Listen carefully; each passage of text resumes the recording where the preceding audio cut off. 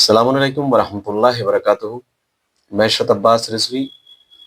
बेहतरीन रिश्ता वो होता है कि जहाँ मर्ज़ी परवरदिगार और परवरदिगार की रज़ा का ख़याल रखा जाता है।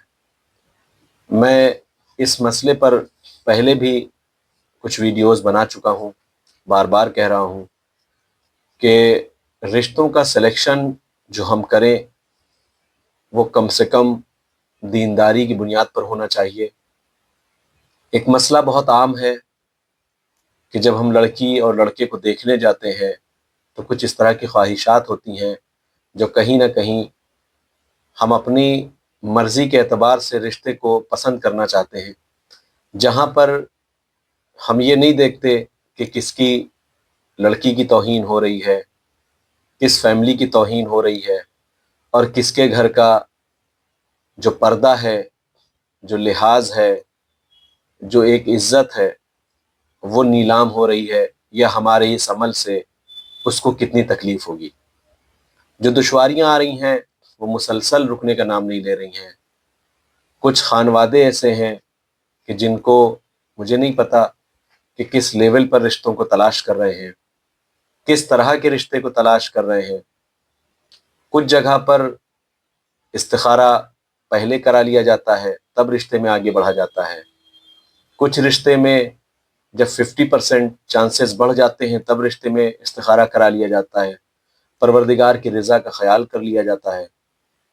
और कुछ जगह पर जब बिल्कुल सब कुछ आना जाना, देखना सुनना और इसका होने के बाद एक आखिरी एक्सपेक्टेशन लड़के की होती है कि उनको लड़की से मिलना है।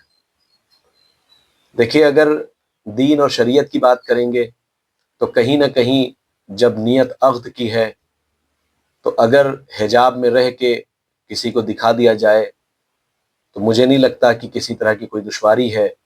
लेकिन अब फ़िक्र इस तरह की है कि मुझे लड़की से अकेले में मिलना है, और उसके बाद दुनिया भर की एक्सपेक्टेशन देने के बाद, सामने वाले को मुतमईन करने के बाद, फिर बाद में आता है कि अब हम इस्तिखारा देख कर बताएंगे, और इस्तिखारा मना आ जाता है।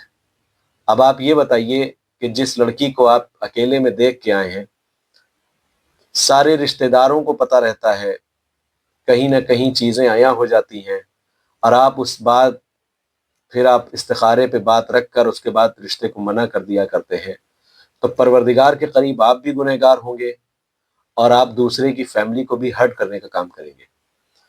जिस लेवल पर रिश्ते को आप ले जाकर सिलेक्ट करने की कोशिश कर रहे हैं, कहीं ना कहीं इस तरह से सिलेक्शन करने में आप दीन के भी गुनहगार होंगे, आप शरीयत के भी गुनहगार होंगे, और आप परवरदिगार की रज़ा से भी कोसों दूर रहेंगे।